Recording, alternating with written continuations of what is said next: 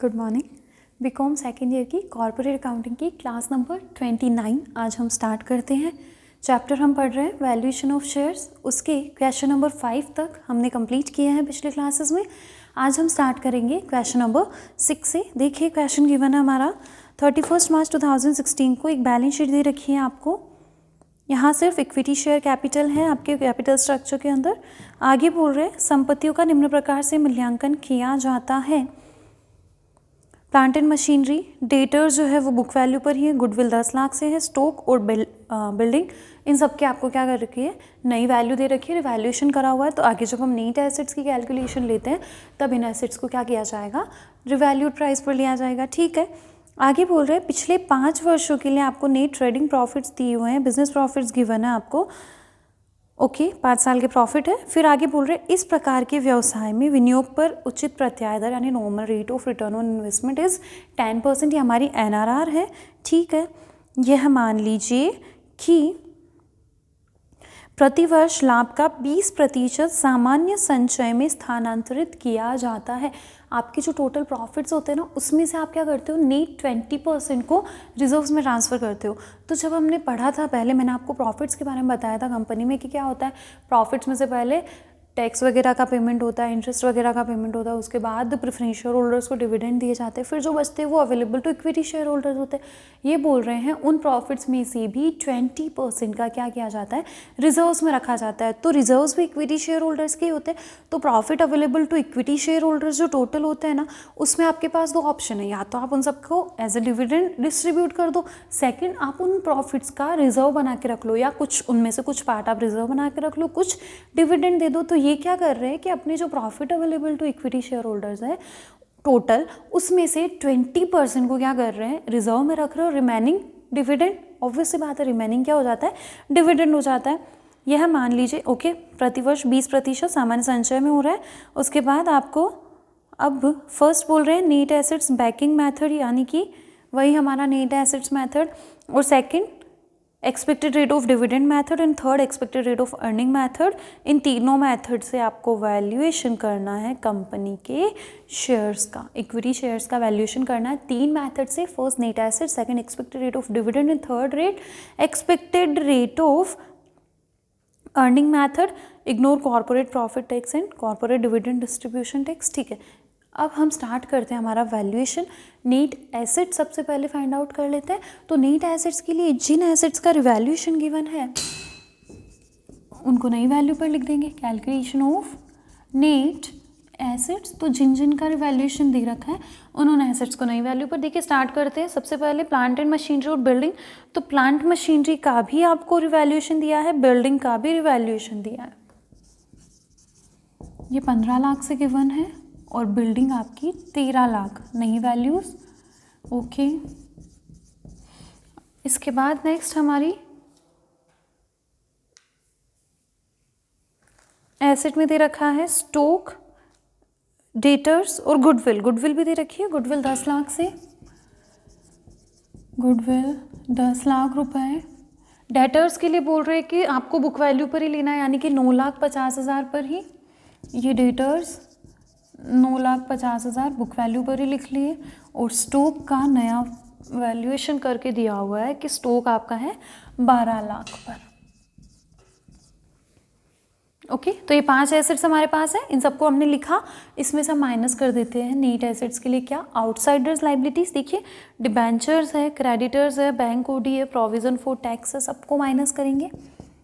Debentures, creditors, bank overdraft और provision for tax, चारों liabilities outsider liabilities को हम माइनस कर देंगे।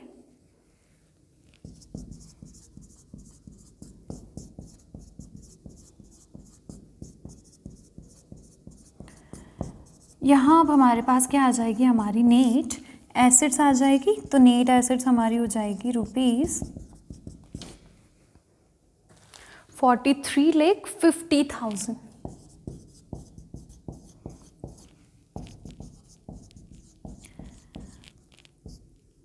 अब हमारे पास हमारी नेट एसेट्स आ गई। तो हमारा जो फर्स्ट मेथड बोला गया है वैल्यू पर शेयर,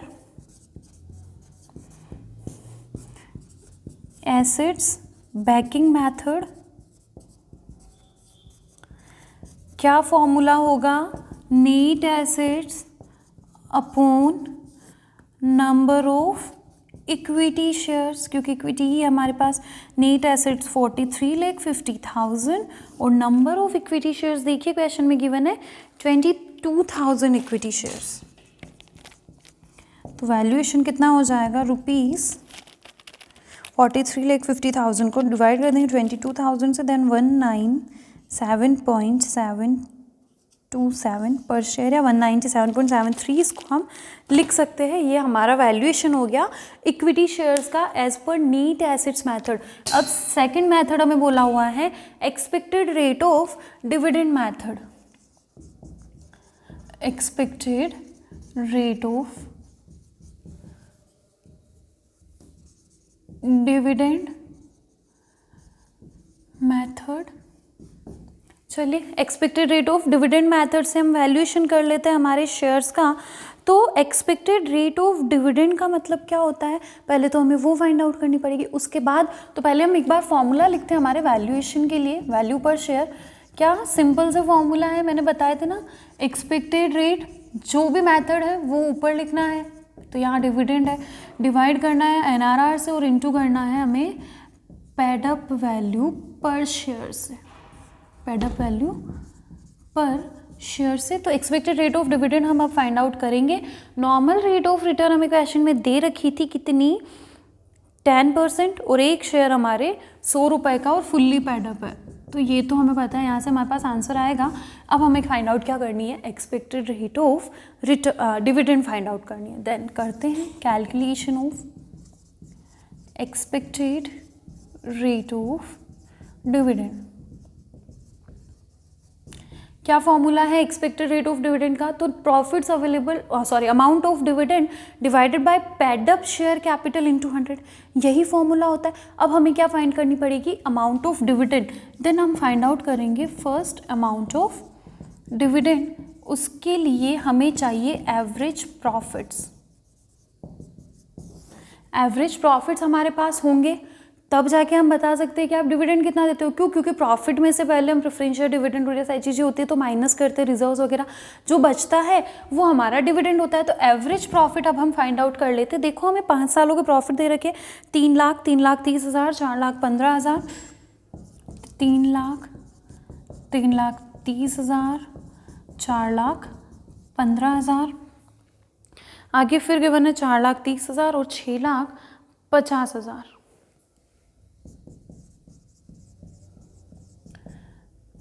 6,50,000। अब ध्यान देना 6,50,000 हमारे करंट ईयर का प्रॉफिट है।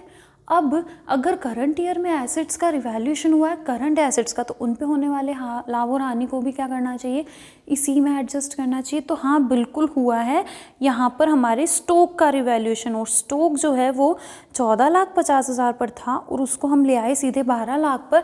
2,50,000 का loss on revaluation of stock, इसको हम माइनस कर देंगे और डिवाइड कर देंगे इन सबको 5 से। तो हमारे पास क्या आ जाएगी, एवरेज प्रॉफिट की अमाउंट आ जाएगी। तो कर दो इसको, ऐड करके डिवाइड बाय 5 कर दो, तो ये आता है 3,75,000। ये हमारा एवरेज प्रॉफिट आया है। हमें क्या फाइंड आउट करना है, हमें फाइंड करना है अमाउंट ऑफ डिविडेंड माइन। तो ये हमारा ₹3,75,000 एवरेज प्रॉफिट, इसमें से माइनस कर दो 20% transfer to reserves, to general reserve. यही बोल रहे हैं ना कि आप अपने प्रॉफिट का 20% जनरल रिजर्व में ट्रांसफ़र कर देते हो, तो रिमेनिंग 80% तो आप डिविडेंड ही दोगे।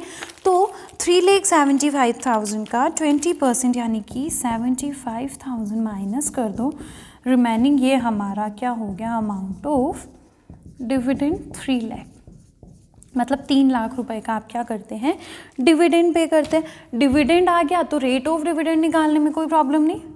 Rate of dividend is equals to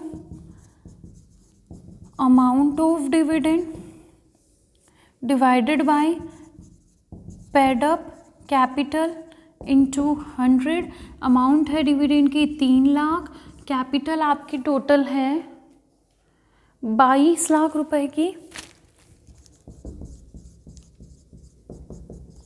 तो यहाँ से हमारी रेट ऑफ डिविडेंड आएगी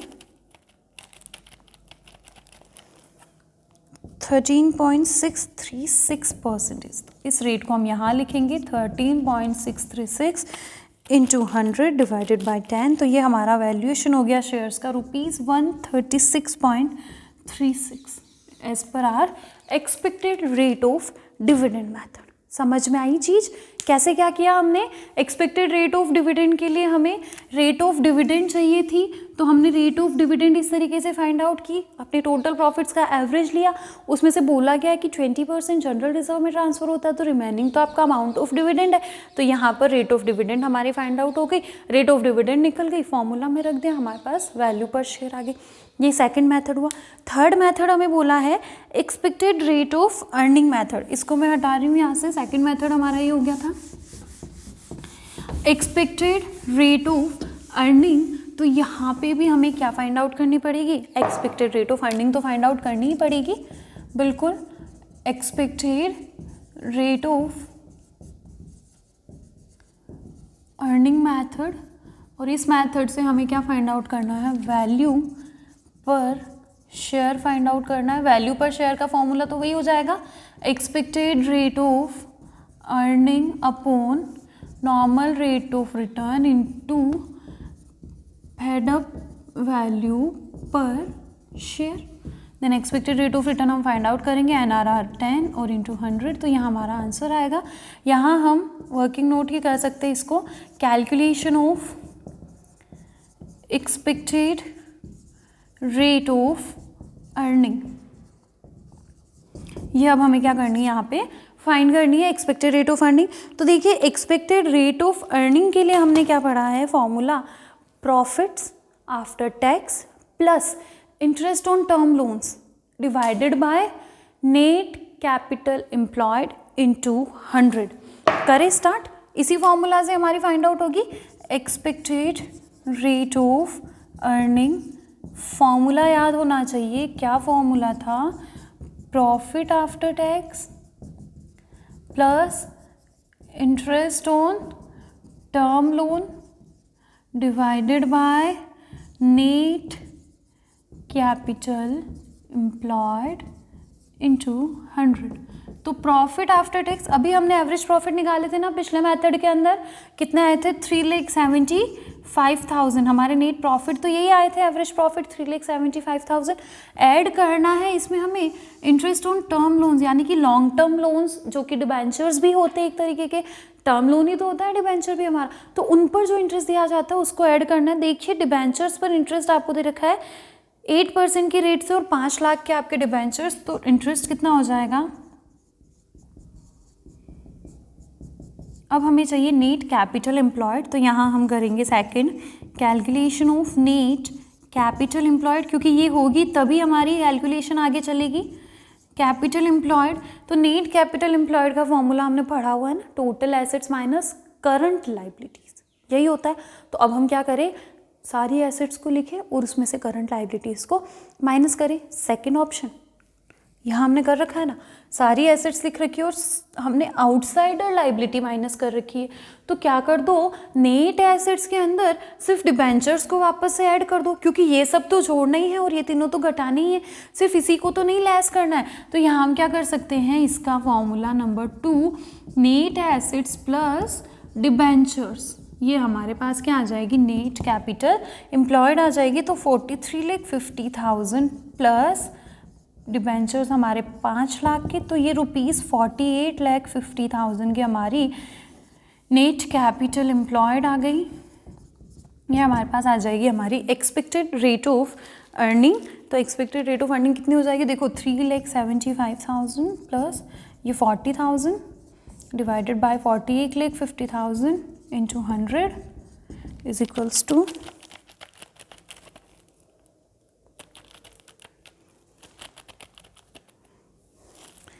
8.556%। ये हमारे पास क्या आ गई? 556 या 5567 कर दो, ये हमारी आ गई वैल्यूएशन रेट ऑफ अर्निंग की हमारी हो गई। अब हम यहाँ लिख देते हैं 8.5567, इस तरीके से आ रही है रेट, तो ये हमारा कितना हो जाएगा 85.57 या 85.56 वैल्यू पर शेयर। समझ में आई? ये रेट फाइंड आउट होते ही तो बिल्कुल सिंपल है value per share find out करना। तो जब हम यील्ड वैल्यूएशन मेथड के तीनों मेथड से चलेंगे ना, तो मेन काम यही रहेगा कि जो ऊपर रेट है वो फाइंड आउट करनी, rate of earning, rate of return या फिर रेट ऑफ डिविडेंड, वो फाइंड आउट होने के बाद तो हमारा वैल्यूएशन बहुत ईजी है। तो हमने एक्सपेक्टेड रेट ऑफ अर्निंग किस तरीके से फाइंड आउट करी, हमने net profit after tax plus interest on debentures जो कि हमारा टर्म लोन है डिवाइड किया नेट कैपिटल एम्प्लॉयड से, हमारे पास रेट ऑफ अर्निंग आ गई। समझ में आई चीज़? तो ये था हमारा क्वेश्चन नंबर 3। अब हम नेक्स्ट आ जाते हैं हमारे क्वेश्चन नंबर, ये क्वेश्चन नंबर 6 था। क्वेश्चन नंबर 7 अब हम देखते हैं। देखिए 31 मार्च 2016 को जेड लिमिटेड की बैलेंस शीट गिवन है, ठीक है। यहाँ भी सिर्फ इक्विटी शेयर कैपिटल ही है आपके पास। आपको निम्नलिखित सूचनाएं और दी जा रही है। फर्स्ट बोल रहे हैं कि गत 4 वर्षों के आयकर का निर्धारण होना बकाया है, जिसमें कि 25,000 रुपये की एक लाइबिलिटी आने का चांस है, लेकिन उसके लिए आपकी लेखा पुस्तकों में कोई भी प्रावधान नहीं किया गया है। ये क्या है? Future liability for tax. आपकी टैक्स लाइबिलिटी हो सकती है कितने की? 25,000 की। तो एक तरीके से क्या कहा जा सकता है कि संभावित है, कंटिजेंट है, एक्सपेक्टेड लाइबिलिटी है। इसको भी लिखा तो जाता है जब हम नेट एसेट्स फाइंड आउट करते हैं, लाइबिलिटी हो सकती है तो लिखा जाएगा। तो यहाँ हम 25,000 से एक्सपेक्टेड लाइबिलिटी फॉर टैक्स लिखेंगे। फिर बोल रहे हैं फिक्स्ड एसेट्स में 10,000 रुपये की ख्याति सम्मिलित है और 31 मार्च को ख्याति का वैल्यूएशन जो है वो 20,000 पर किया गया। अब देखो फिक्स्ड एसेट्स कितनी दे रखी है? 60,000। इसमें ख्याति है 10,000 की, मतलब other fixed assets 50,000 and goodwill 10,000। अब क्या बोल रहा है? अदर फिक्स्ड एसेट्स के बारे में तो नहीं बोला। गुडविल जो है ना वो 10 की जगह कितनी है? 20,000। तो नई वैल्यू लिख देंगे हम गुडविल की हमारी फिक्स्ड एसेट्स में। उसके बाद ऋण और अग्रिम यानी कि लोन्स एंड एडवांसेस जो आपको दे रखे हैं, वे उसमें से इंसॉल्वेंसी लिमिटेड जो कि अब अस्वस्थ वित्तीय अवस्था में है, उनसे बकाया 5,000 रुपये की राशि सम्मिलित है। इसका मतलब क्या है कि ये 5,000 रुपये के आपको अमाउंट मिलने वाली है नहीं, क्योंकि वो कंपनी की वित्तीय अवस्था यानी कि फाइनेंशियल कंडीशन उसकी सही नहीं है। तो फिर ऐसी कंडीशन के अंदर हमें ये 5,000 रुपये के पैसे नहीं, 5,000 रुपये का जो लोन है जो हमने दे रखा है लोन इन एडवांसेस हेड के अंदर, वो अब हमें रिसीव नहीं होगा। तो ये 5,000 को माइनस करके रिमेनिंग अमाउंट को लिखा जाएगा। सिंपल सी बात है ना, जैसे डेटर्स में से कुछ नहीं मिलने वाला तो बैड डेट करके हम माइनस कर देते हैं, रिमेनिंग को ही लिखते हैं। तो लोन्स इन एडवांसेस में भी अगर कुछ नहीं मिलने वाला है तो रिमेनिंग को ही लिखा जाएगा। ऐसी ही कंपनी के समता अंशों में विनियोजन पर 12% यानी कि 12% आपकी दे रखी है नॉर्मल रेट ऑफ रिटर्न। अब आपको फाइंड आउट करनी है वैल्यू पर शेयर, लेकिन वैल्यू कौन सी? Fair value per share. आपको उचित मूल्य ज्ञात करना। और उचित मूल्य के लिए मैंने बताया था फेयर वैल्यू का मतलब intrinsic value plus yield value divided by 2, उन दोनों का एवरेज आपकी फेयर वैल्यू होती है। मतलब हमें दोनों मेथड से करना पड़ेगा, यील्ड वैल्यूएशन से भी करना पड़ेगा, नेट एसेट से भी करना पड़ेगा। उसके बाद दोनों का एवरेज लेंगे, हमारे पास वैल्यू आ जाएगी। ठीक है, स्टार्ट करते हैं। चलिए नेट एसेट्स मेथड से फर्स्टली हम क्या फाइंड आउट कर लेंगे? हमारी नेट एसेट्स फाइंड आउट कर लेंगे। नेट एसेट्स के लिए जिन एसेट्स का रिवैल्यूएशन गिवन है या फिर जिनमें कोई एडजस्टमेंट करने को बोला गया है उनको हम करेंगे। Question number 7, calculation of net assets. Fixed assets सबसे पहले लिखते हैं। बोल रहे हैं ना 60,000 में 10,000 गुडविल है, तो फिक्स्ड एसेट्स रिमेनिंग 50,000 और गुडविल का वैल्यूएशन 20,000 बोल रखा है, कर लिया। उसके बाद हमें नेक्स्ट दे रखी है इन्फॉर्मेशन स्टॉक की। कोई रिवैल्यूएशन नहीं है स्टॉक का भी और डेटर का भी। स्टॉक 50,000। उसके बाद डेटर्स का revaluation given no, then debtors भी एज इट इज आ जाएंगे 40,000 पर। उसके बाद लॉन्स एंड एडवांसेस, तो लॉन्स एंड एडवांसेस के अंदर आपको बोला गया है कि टोटल आपके जो 50,000 के है ना, उसमें से 5,000 के इंसॉल्वेंसी कंपनी से रिलेटेड जो कि अब आपको रिसीव नहीं हो सकते, तो रिमेनिंग 45,000। नेक्स्ट हमारी करंट एसेट्स में है लास्ट कैश बैलेंस और वो है 40,000 का। तो ये कैश हमने लिख दिया 40,000 का टोटल एसेट्स आएगी माइनस आउटसाइडर्स लाइबिलिटी, तो डिबेंचर्स भी है, क्रेडिटर्स भी है, माइनस कर देंगे डिबेंचर्स और माइनस कर देंगे क्रेडिटर्स। तो डिबेंचर्स है 60,000 के और क्रेडिटर्स है 40,000 के। तो अब हमारे पास क्या आ जाएगी, हमारी नेट एसेट्स आ जाएगी। एक और चीज़, हाँ, हमें प्रोविज़न बनाना है या फिर हमें करंट, हमारी जो प्रोविज़न फॉर टैक्स है जो आपने बना नहीं रखा है लेकिन आपकी लाइबिलिटी है, एस्टिमेटेड लाइबिलिटी है, एक्सपेक्टेड लाइबिलिटी है, किसके लिए, टैक्स के लिए, तो यहाँ से वो भी माइनस करेंगे expected liability for income tax. कितनी एक्सपेक्टेड लाइबिलिटी है, 25,000 की। तो इन सबको माइनस करने के बाद हमारे पास आई है हमारी total net assets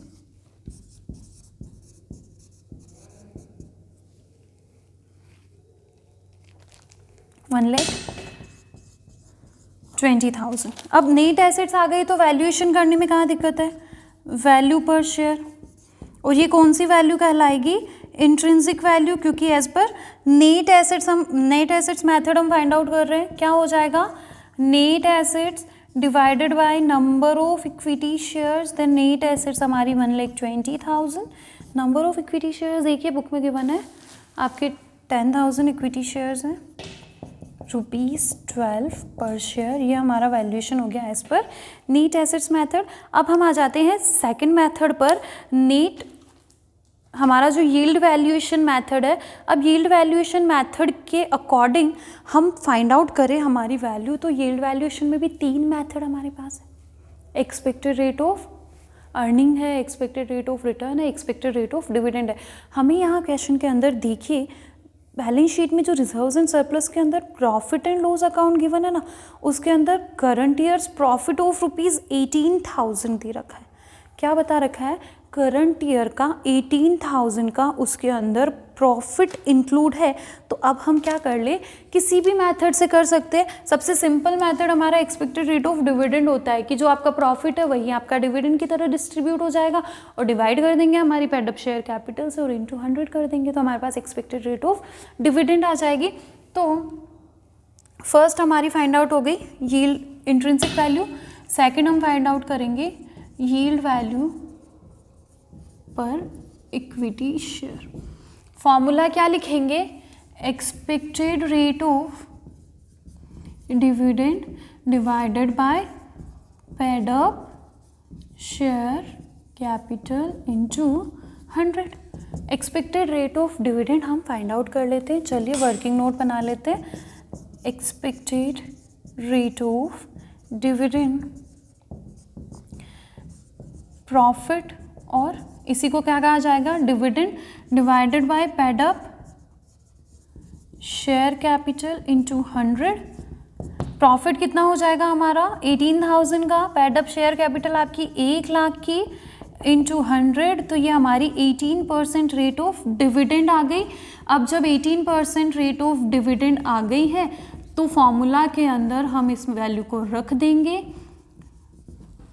expected rate of dividend 18, normal rate of return question में गिवन थी 12% और रेट पर शेयर 10 है, तो सॉल्व कर दो। वैल्यूएशन आ गया ₹15 पर शेयर। देखो हमारे पास दोनों वैल्यूज आ गई, इंट्रिंसिक वैल्यू भी आ गई, यील्ड वैल्यू भी आ गई।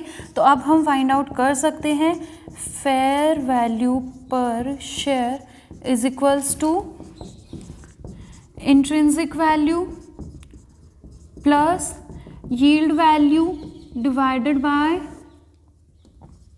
2। Intrinsic value 12, yield value 15, divide कर दो 2 से, तो 27 divided by 2 is equals to ₹13.5। That is our final answer कि हमारा वैल्यूएशन कितने पर हुआ है। फेयर वैल्यू पर शेयर हमने कितनी फाइंड आउट कर ली है, ₹13.5। समझ में आई चीज़, क्या किया हमने, समझ में आया।